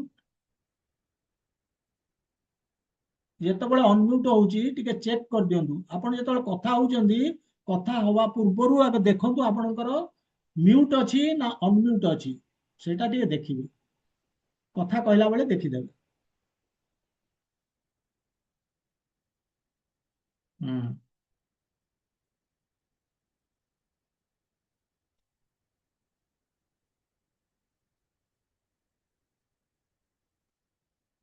ତେଣୁ ଯେମିତି ଆମେ ମୁଁ କହିଲି ଯେମିତି ସ୍କୁଲ କଲେଜରେ ଆମେ ଆଡମିସନ ନଉଛେ ଆମେ ଟିଚର ମାନଙ୍କର ବ୍ୟାକଗ୍ରାଉଣ୍ଡ ଦେଖୁଛେ, ସେମିତି ଏଠି ଆମେ ବ୍ୟାକଗ୍ରାଉଣ୍ଡ ଦେଖୁଛେ ପରମ୍ପରାରେ ଆସୁଛନ୍ତି କି, ତାହେଲେ ତାଙ୍କଠୁ ଆମେ ଏଇ ଯୋଉ ଗୀତା ଜ୍ଞାନ ନବା ଶୁଣିବା। ଭୌତିକ ଦୃଷ୍ଟିରୁ ଜଣେ ବହୁତ କ୍ୱାଲିଫାଇଡ ହେଇପାରେ, ଜଣେ ସାଂସ୍କ୍ରିଟ ସ୍କଲାର ହେଇପାରେ, ଜଣେ ବଡ ବୈଜ୍ଞାନିକ ହେଇପାରେ, ଏକାଡେମିକାଲି ବହୁତ ବଡ ସ୍କଲାର ହେଇପାରେ, ପିଏଚଡି ହୋଲ୍ଡର ହେଇପାରେ, କିଛି ଭ୍ୟାଲ୍ୟୁ ନାହିଁ ଯଦି ସେ ପରମ୍ପରାରେ ଜ୍ଞାନ ନ ନେଇଛି। ସେ ଯଦି ଗୀତା ପରମ୍ପରାରେ ନାହିଁ ଏବଂ ଗୀତା ଜ୍ଞାନ ଦଉଛି ନେଇକି କିଛି ଲାଭ ନାହିଁ। ସେ ଅଥରାଇଜ ଟିଚର ଆମର ହେଇପାରିବନି ଆଧ୍ୟାତ୍ମିକ ଦୃଷ୍ଟିକୋଣରୁ। ଭଗବାନ ଏଠି ଏମ୍ଫାସିସ୍ ଦଉଛନ୍ତି ଯେ ଜ୍ଞାନକୁ ଆମକୁ ନବାକୁ ପଡିବ କାହାଠୁ ନା ଯିଏ ପରମ୍ପରାରେ ଆସୁଛନ୍ତି। ସେଥିପାଇଁ ଏବଂ ପରମ୍ପରା ପ୍ରାପ୍ତ ବୋଲି କହୁଛନ୍ତି। ଏବଂ ଏ ପରମ୍ପରା କଥା ମଧ୍ୟ ଏ ପଦ୍ମ ପୁରାଣରେ ମଧ୍ୟ ମେନସନ କରାହେଇଛି। କଣ ନା ସେଠି କୁହାହଉଛି ପରମ୍ପରା ବିହୀନ ଏ ମନ୍ତ୍ରାସ୍ତେ ନିଷ୍ଫଳ ମତାଃ। ମାନେ ଯଦି ପରମ୍ପରାରେ କୌଣସି ମନ୍ତ୍ର ଆମେ ଗ୍ରହଣ କରୁନେ ସେ ମନ୍ତ୍ରର ଫାଇଦା କିଛି ନାହିଁ।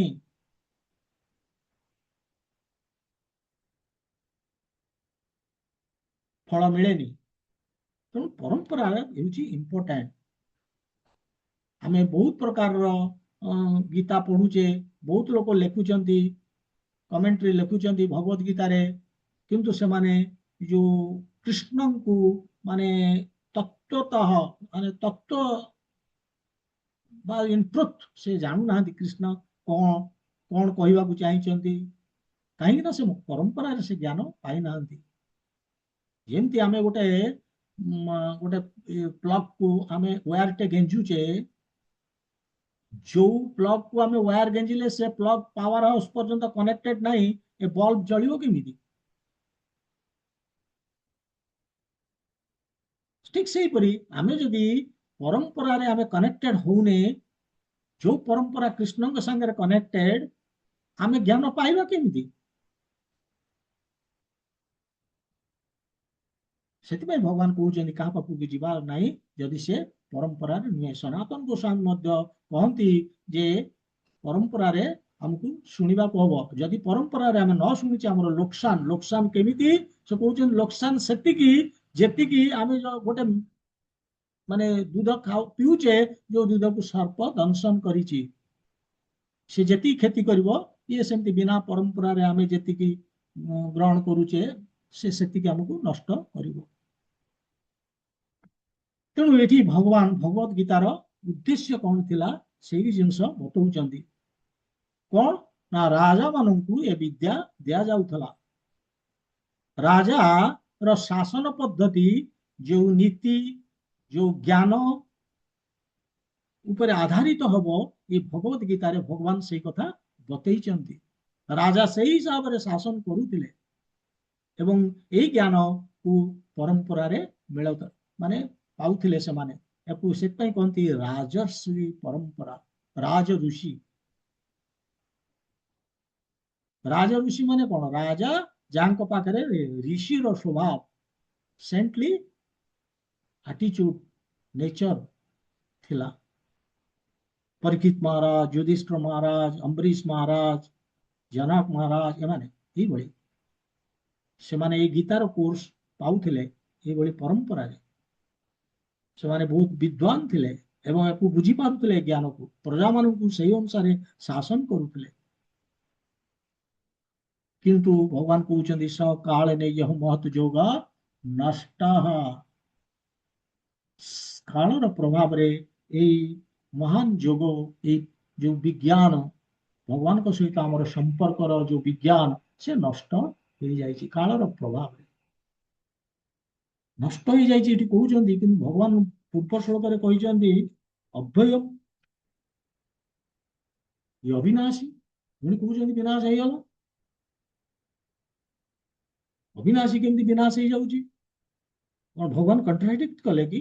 ନାଇଁ, ଏଠି କହିବାର ଉଦ୍ଦେଶ୍ୟ ହଉଛି, ତାର ଅର୍ଥ ହଉଛି ଯେ ଏଇ ଯୋଗକୁ ବୁଝି ବୁଝିବା ବା ପାଳନ କରିବାରେ ଡାଇଲ୍ୟୁସନ ହେଇଛି, ମିଲାବଟ ହେଇଛି। ପୁଣି କୋଉଠି ଗୋଟେ ଅନମ୍ୟୁଟ ହେଇଗଲା, ଟିକେ ଚେକ୍ କରିଦିଅନ୍ତୁ। ହଁ, ରବିଶଙ୍କର ପ୍ରଭୁ ଟିକେ ଟିକେ ମ୍ୟୁଟ କରିଦିଅନ୍ତୁ।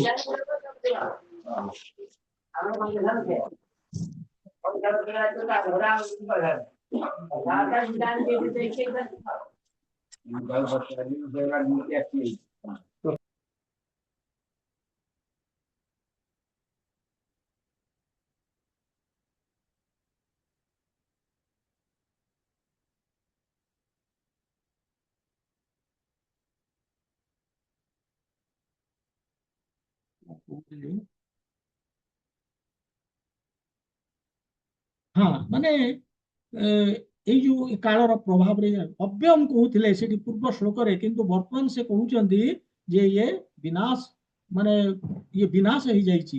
ଅବିନାଶୀ ବିନାଶୀ କେମିତି ହେଲା ସେଇ ବିଷୟ ଏଠି ଭଗବାନ ଆମେ କହିବା ବୁଝିବା କଥା ଯେ ଡାଇଲ୍ୟୁସନ ହେଇଯାଇଛି। ଭଗବାନଙ୍କର କହିବା ଉଦ୍ଦେଶ୍ୟ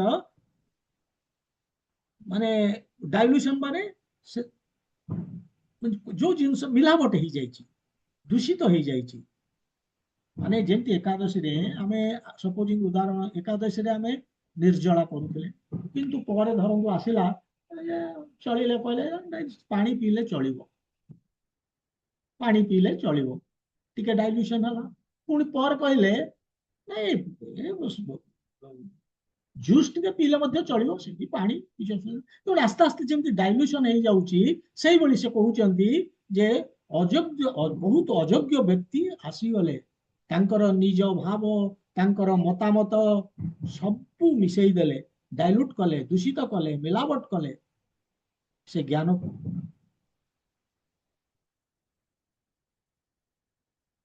ସେଇ ମିଲାବଟ ଫଳରେ ଯୋଉ ଭଗବାନଙ୍କର ଶୁଦ୍ଧ ଜ୍ଞାନ ବିଲୁପ୍ତ ହେଲା। ସେଥିପାଇଁ କହୁଛନ୍ତି ସହ କାଳ କାଳେନ ଇହ ମହତା ଯୁଗ ନଷ୍ଟ। ଆଜିକାଲି ଆମେ ଦେଖିବା କର୍ପୋରେଟ ସେକ୍ଟର, ମ୍ୟାନେଜମେଣ୍ଟରେ, ଇନ୍ସୁରାନ୍ସରେ ବି ଏସବୁ ଏ ଗୀତାକୁ ଅନୁସରଣ କରୁଛନ୍ତି, କିନ୍ତୁ ନିଜର ସ୍ୱାର୍ଥ ପୂର୍ତ୍ତି ପାଇଁ। ମାନେ ଗୀତାର ସାହାରା ଆଶ୍ରୟ ନେଉଛନ୍ତି, ନିଜ ବିଚାର ସେଥିରେ ମିଶେଇ ଦଉଛନ୍ତି ନିଜର ସ୍ୱାର୍ଥକୁ ହାସଲ କରିବା ପାଇଁ। ଗଲତ କଥାକୁ ଷ୍ଟ୍ରଙ୍ଗ କରିଦେବା, ଷ୍ଟ୍ରଙ୍ଗ କଥାକୁ ଗଲତ କରିବା, এইଭଳି କରିକି କାଳର ପ୍ରଭାବରେ ଏ ଜ୍ଞାନ କଳୁଷିତ ହେଇଯାଇଛି। ରାଜଋଷି ପରମ୍ପରା ଯୋଉଟା ଭଗବାନ କହୁଛନ୍ତି, ରାଜଋଷି ସେଇ ପରମ୍ପରାରେ ରଜଗୁଣର ପ୍ରଭାବରେ, ଯେତେବେଳେ ରଜଗୁଣ ବଢି ଚାଲିଲା ତାର ପ୍ରଭାବରେ ଏଇଭଳି ହେଇଛି। ତେବେ ଏଠି ଆମେ ଜାଣିବା ଦରକାର, ପରମ୍ପରା ବୋଲେ ଦୁଇଟି ପରମ୍ପରା ଅଛି, ଆକ୍ଚୁଆଲି ଦିଟା ପରମ୍ପରା। ଗୋଟେ ହଉଛି ବ୍ରହ୍ମର୍ଷି ପରମ୍ପରା, ଆଉ ଗୋଟେ ହଉଛି ରାଜଋଷି ପରମ୍ପରା। ଏଠି ଭଗବାନ ଯୋଉ ପରମ୍ପରା କଥା କହୁଛନ୍ତି ଭଗବତ ଗୀତାରେ, ଏ ରାଜର୍ଷି ପରମ୍ପରା, ରାଜଋଷି ବିଦୁଃ ବୋଲି କହୁଛନ୍ତି। ବିଲୁପ୍ତ ହେଇଛି କୋଉଟା? ନା ଏ ରାଜଋଷି ପରମ୍ପରା। କିନ୍ତୁ ଯୋଉଟା ବ୍ରହ୍ମର୍ଷି ପରମ୍ପରା ବା ବ୍ରାହ୍ମଣ ପରମ୍ପରା, ସେଇଟା କେବେ ହେଲେ ନଷ୍ଟ ହୁଏନି। କୃଷ୍ଣ ବ୍ରହ୍ମାଙ୍କୁ ଯୋଉ ଜ୍ଞାନ ଦେଇଥିଲେ, ସେ ବ୍ରାହ୍ମଣ ପରମ୍ପରା, ବ୍ରହ୍ମର୍ଷି ପରମ୍ପରା। ବ୍ରାହ୍ମଣ ପରମ୍ପରା ଭକ୍ତ। କିନ୍ତୁ କଥା ହଉଛି ବ୍ରାହ୍ମଣର କାମ ଶାସନ ନୁହେଁ। ସେ ଜ୍ଞାନ ଅଛି, ନଷ୍ଟ ହେଇନି। ରାଜସ୍ୱ ପରମ୍ପରାରେ ସେଟା ନଷ୍ଟ ହେଇଯାଇଛି, ସେଟା ମାନେ କଳୁଷିତ ହେଇଯାଇଛି, ଦୂଷିତ ହେଇଯାଇଛି। କିନ୍ତୁ ବ୍ରହ୍ମର୍ଷି ପରମ୍ପରାରେ ସେ ଅଛି, କିନ୍ତୁ ବ୍ରାହ୍ମଣ ମାନେ ଶାସକ ନୁହନ୍ତି। ସେମାନଙ୍କର କାମ ହେଲା ଖାଲି ଶିକ୍ଷା ଦେବା। ତେଣୁ ଏକ୍ଜିକ୍ୟୁଟ ଏ ଜ୍ଞାନ ଯୋଉ ଭଗବାନଙ୍କର ଜ୍ଞାନକୁ ଏକ୍ଜିକ୍ୟୁଟ କୋଉମାନେ କରିବେ? ରାଜା ମାନେ, ପ୍ରଜା ତାଙ୍କୁ ମାନିବେ। କିନ୍ତୁ ବ୍ରହ୍ମର୍ଷି ପରମ୍ପରାରେ ଯିଏ ବ୍ରାହ୍ମଣ କହୁଛି ତା କଥା କିଏ ମାନିବ? ସେଥିପାଇଁ ଭଗବାନଙ୍କୁ ଇମ୍ପୋର୍ଟାନ୍ସ ଦଉଛନ୍ତି। ରାଜଶ୍ରୀ ପରମ୍ପରାରେ ନଷ୍ଟ ହେଇଯାଇଛି, କିନ୍ତୁ କହୁଛନ୍ତି ମୁଁ ଏବେ ଆସିଛି ପୁଣି ଜ୍ଞାନ ଦେବା ପାଇଁ। ଏଇ ରାଜଶ୍ରୀ ପରମ୍ପରାରେ ରାଜ ଋଷି ଜ୍ଞାନ ପ୍ରାପ୍ତ କର ଅର୍ଜୁନ। ତମେ ଜଣେ ଶାସକ, ତମେ ରାଜା, ଏବଂ ସେଇଭଳି ଶାସନ କର। ସେଇ ଜ୍ଞାନକୁ ଆଚରଣ କରି ସେ ଜ୍ଞାନ ହିସାବରେ ପ୍ରଜାମାନେ ଯେମିତି ତାକୁ ମାନିକି ଚାଲିବେ, ସେଇ ଅନୁସାରେ ଶାସନ କର।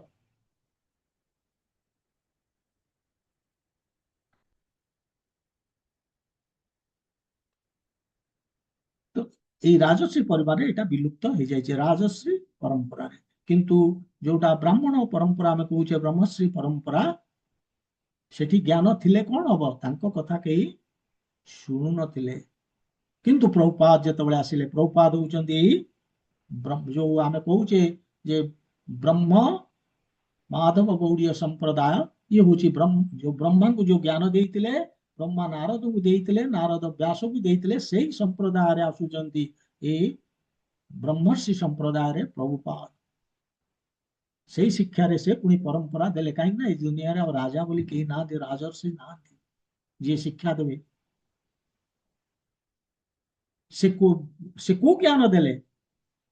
ପ୍ରଭୁପାଦ ଯୋଉ ଜ୍ଞାନ ଭଗବାନ ଅର୍ଜୁନଙ୍କୁ ଦେଇଥିଲେ, କୌଣସି ଡାଇଲ୍ୟୁଟ କରିନାହାନ୍ତି। ପ୍ରାତଃ ଆମେ ମାନେ ଉଠିବା, କଣ ବ୍ରାହ୍ମ ମୁହୂର୍ତ୍ତରେ ଉଠିବା, ମଙ୍ଗଳ ଆରତି କରିବା, କଣ୍ଠିମାଳ ପିନ୍ଧିବା, ତିଳକ ଚନ୍ଦନ କରିବା, 16 ରାଉଣ୍ଡ ଜପ କରିବା, ଗୀତା ଭାଗବତ ଶ୍ରବଣ କରିବା ଏବଂ 4 ନିୟମ ପାଳନ କରିବା। That is important.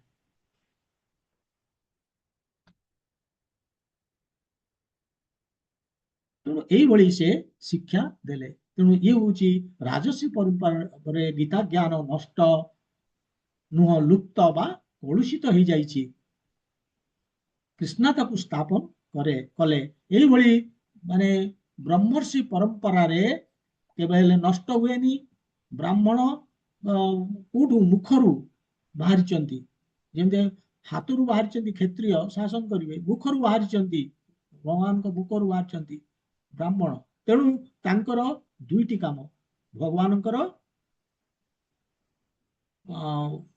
ପାଇଁ ସେମାନେ ଖାଇବେ ଏବଂ ଭଗବାନଙ୍କ କଥା କହିବେ। ତେଣୁ ପ୍ରଭୁପାଦ ଏଇ ବ୍ରହ୍ମର୍ଷି ପରମ୍ପରାରେ କଣ ଅବଜର୍ଭ କଲେ? ସେ ଆସିକି ଦେଖିଲେ ଯେ ଇଂଲିଶରେ ବହୁତ ଭଗବତ ଗୀତା ଏଡିସନ ଅଛି, ଗ୍ରନ୍ଥ ଅଛି, ଅନେକ ଭାଷ୍ୟକାର ଅଛନ୍ତି, କିନ୍ତୁ କୌଣସି ଗୋଟିଏ ପ୍ରାମାଣିକ ଭଗବତ ଗୀତା ନୁହେଁ। ଯାହା ଫଳରେ ଲୋକଙ୍କର ପରିବର୍ତ୍ତନ ହଉନି, ଲୋକ ଭଗବାନଙ୍କ ସାଙ୍ଗରେ ଯୋଡି ହେଇ ପାରୁନାହାନ୍ତି। ଏମାନେ ଏଇ ଯୋଉ କମେଣ୍ଟେଟର ମାନେ, ଏଇ ଯୋଉ ଭାଷ୍ୟକାର ମାନେ, ଏମାନେ ଏତେ ଜଗଲାରୀ ୱାର୍ଡ ୟୁଜ କରିଛନ୍ତି। ହଁ, ଲୋକ ଦେଖୁଛନ୍ତି, ଭାବୁଛନ୍ତି ବହୁତ ରିସର୍ଚ୍ଚ କରିକି ଲେଖିଛି ବାସ୍, କିନ୍ତୁ ତାଙ୍କର କୌଣସି ପରିବର୍ତ୍ତନ ହଉନି। ସେମାନେ ନିଜର କିଛି ମିଶେଇ ଦଉଛନ୍ତି, ନିଜର ବିଚାର, ନିଜର କଳ୍ପନା, ସବୁ କିଛି ତାରି ଭିତରେ ନିଜର ସ୍ୱାର୍ଥ ସାଧନ କରିବା ପାଇଁ। ଲୋକ ତାକୁ କହୁଛନ୍ତି ବାଃ କଣ କରିଛି, କଣ ଲେଖିଛି। ଏବଂ କେତେକ ଭାଷ୍ୟକାର ଦେଖିବେ, ସେମାନେ କହନ୍ତି ଏବଂ ଲେଖନ୍ତି ଏଇଭଳି ଗୀତା ଯୋଉଭଳି ଲୋକଙ୍କୁ ଭଲ ଲାଗିବ ଶୁଣିବା ପାଇଁ, ଲୋକରୁ ରୁଚି ହବ। ଭଗବାନ କଣ କହିଛନ୍ତି ସେ ସାଇଡରେ ଚାଲିଯିବ ଏବଂ ଭଗବାନ ସେ ଗୀତାରୁ ବାହାରି ଯିବେ ଏବଂ ସେଇ ହିଁ ସେ ଗୀତାରେ ସେ ନିଜେ ଥିବେ। କାହିଁକି ନା ସେ ଇମ୍ପୋର୍ଟାଣ୍ଟ ହେଇଗଲେ, ସେ ନିଜକୁ ଭଗବାନ କରିକି ସେ ଇମ୍ପୋର୍ଟାଣ୍ଟ ହେଇଗଲେ। କାହିଁକି ନା ଏଥର ସେ ଲୋକଙ୍କ ରୁଚି ଅନୁସାରେ କହୁଛନ୍ତି, ତେଣୁ ଲାର୍ଜ ଅଡିଏନ୍ସ ପାଇବେ। କିନ୍ତୁ ସେମାନେ ମାନେ ପ୍ରପର ସର୍ଭିସ ଦଉନାହାନ୍ତି ମ୍ୟାନକାଇଣ୍ଡକୁ। କାହିଁକି ନା ଯୋଉ ଗୀତାର ଯୋଉ ପର୍ପସ, ଯେ ଭଗବାନଙ୍କ ସାଙ୍ଗରେ ଯୁକ୍ତ ହବା, ଭଗବାନଙ୍କ ସହିତ ସମ୍ପର୍କ ସ୍ଥାପନ କରିବା, ଆମର ଯୋଉ ଜନ୍ମ ମୃତ୍ୟୁ ଜରାବ୍ୟାଧିକୁ ସମାପ୍ତ କରିବା, ଭଗବାନ ଧାମ ଯିବା, ଇଏ ହଉଛି ଗୀତାର ଉଦ୍ଦେଶ୍ୟ। ଏଥିରେ ସାଧନ ହଉନି ଏ ଉଦ୍ଦେଶ୍ୟ। ତାଙ୍କର ଉଦ୍ଦେଶ୍ୟ ହଉଛି, ଗୀତା ଲେଖିବାର ଉଦ୍ଦେଶ୍ୟ ହଉଛି ଦୁଇଟି, ଫେମସ ହବା ଏବଂ ଜୀବିକା ନିର୍ବାହ କରିବା। ଫେମସ୍ କଣ ନା ସେମାନେ ଜାଣିଛନ୍ତି ଯେ ଗୀତା ଫେମସ୍। 5000 ବର୍ଷରୁ ଆଜି ପର୍ଯ୍ୟନ୍ତ ଯଦି କିଛି ଗୋଟେ ପ୍ରସିଦ୍ଧ ଗ୍ରନ୍ଥ ଅଛି ସେ ହଉଛି ଗୀତା। ଯେ ତାପରେ କିଛି ସେମାନେ ଲେଖିଦେଲେ ସେ ବି ଫେମସ୍ ହେଇଯିବେ ଏବଂ ସେଇ ଲେଖିକି ସେଥିରେ କିଛି ସେମାନେ ପଇସା ରୋଜଗାର କରିଦେବେ ଏବଂ ସେଇଥିରେ ତାଙ୍କ ଜୀବିକା ନିର୍ବାହ ହବ। ଏଇ ହଉଛି ତାଙ୍କର ଲକ୍ଷ୍ୟ। ତେଣୁ ଏଇଭଳି ଆମେ ଦେଖିଲେ ଦୁଇଟି ଶ୍ଲୋକରେ, ଆମେ ପ୍ରଥମ ଶ୍ଲୋକରେ ଦେଖିଲେ ଭଗବାନ ଭଗବତ ଗୀତାର ଇତିହାସ ବର୍ଣ୍ଣନା କଲେ ଏବଂ ଏଇ ଭଗବତ ଗୀତା ଦେଲେ କେମିତି ଦେଲେ, ଆଜ ଇଟ୍ ଇଜ, ସେ କହିଲେ ଯାହା ମୁଁ ଦଉଛି ସେଇ ଅନୁସାରେ। କିନ୍ତୁ ସେଇ ଅନୁସାରେ ଗ୍ରହଣ କଲେ କିଛି ସମୟ ପର୍ଯ୍ୟନ୍ତ, ଯେମିତି ବିବସ୍ୱାନ ମନୁ ଇକ୍ଷ୍ୱାକୁ, କିନ୍ତୁ ଗ୍ରାଜୁଆଲି ଭଗବାନ କହୁଛନ୍ତି ଗୀତାର ମୌଳିକତାରେ ବିକୃତି ଆସିଗଲା, ତାକୁ ତାର ଯୋଉ ଅରିଜିନାଲିଟି ନଷ୍ଟ ହେଇଗଲା ରାଜଋଷି ପରମ୍ପରାରେ, ରଜଗୁଣର ପ୍ରଭାବରେ ଉଦ୍ଦେଶ୍ୟ କଳୁଷିତ ହେଇଗଲା। ଏଇଭଳି ପ୍ରଥମ ଶ୍ଲୋକରେ ଭଗବାନ କହିଲେ। ସେକେଣ୍ଡ ଶ୍ଲୋକରେ ଯେମିତି ଇତିହାସ ଦେଲେ ଭଗବତ ଗୀତାର କୃଷ୍ଣ, ସେମିତି ପ୍ରଭୁପାଦ ମଧ୍ୟ ସେ ଭାବାର୍ଥରେ କହୁଛନ୍ତି। ସେକେଣ୍ଡ ଶ୍ଲୋକର ଭାବାର୍ଥରେ ସେ ଭଗବତ ଗୀତାର ଇତିହାସ ବତେଇଲେ। କାରଣ ବହୁତ କମେଣ୍ଟେଟର୍ସ ଆସିଗଲେ ଯୋଉମାନେ ତାଙ୍କର ନିଜ ୱେରେ ଗୀତାକୁ ଇଣ୍ଟରପ୍ରିଟ କଲେ, ଭଗବାନ ସାଇଡ ଲାଇନ ହେଇଗଲେ, ଭଗବତ ଗୀତାରୁ କୃଷ୍ଣ ବାହାରିଗଲେ କେବଳ ପ୍ରସିଦ୍ଧ ହବା ପାଇଁ, କେବଳ ଜୀବିକା ନିର୍ବାହ କରିବା ପାଇଁ। ତେଣୁ ଭଗବତ ଗୀତା ଆଜ ଇଟ୍ ଇଜ ବାଧ୍ୟ ହେଲେ ଦେବା ପାଇଁ ପ୍ରଭୁପାଦ ନୂଆ ସଂସ୍କରଣ, ଗୋଟିଏ ନୂଆ ଏଡିସନ ଆସିଲା। ତେଣୁ ଏଇଭଳି ଆମେ ଶିଖିଲେ ଏ ଦୁଇଟି। ନେକ୍ସଟ ଆମେ ଯିବା ଯେତେବେଳେ ତୃତୀୟ ଶ୍ଲୋକକୁ, ଭଗବାନ କହିବେ ଯେ କାହିଁକି ମୁଁ, ଏଠି ତ କହିଲେ ଯେ ଇତିହାସ କହିଲେ କାହିଁକି ମୁଁ ଅର୍ଜୁନଙ୍କୁ ଦେଲି, ଆଉ ଥରେ କାହିଁକି ଟେଲିକାଷ୍ଟ ହେଲା, ଏକୁ ପରମ୍ପରାରେ କେମିତି ଆମେ ଗ୍ରହଣ କରିଥାଏ, which is very important। ଏସବୁ ଜିନିଷ ଭଗବାନ କହିବା ପରେ ଅର୍ଜୁନଙ୍କୁ କହିବେ ମୁଁ କାହିଁକି ତମକୁ ଏ ଜ୍ଞାନ ଦଉଛି, ଆଉ କାହିଁକି, why not any other one।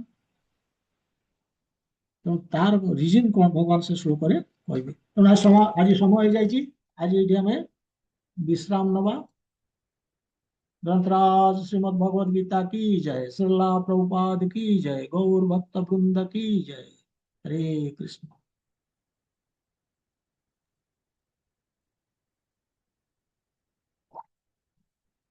Abhimanyu प्रभु भास्कर गौर विजय नायक जुल्ली कृष्णरी माता जी, मधुस्मिता, नर्मदा निरुपमा, प्रशांति माता जी, लक्ष्मी माता जी,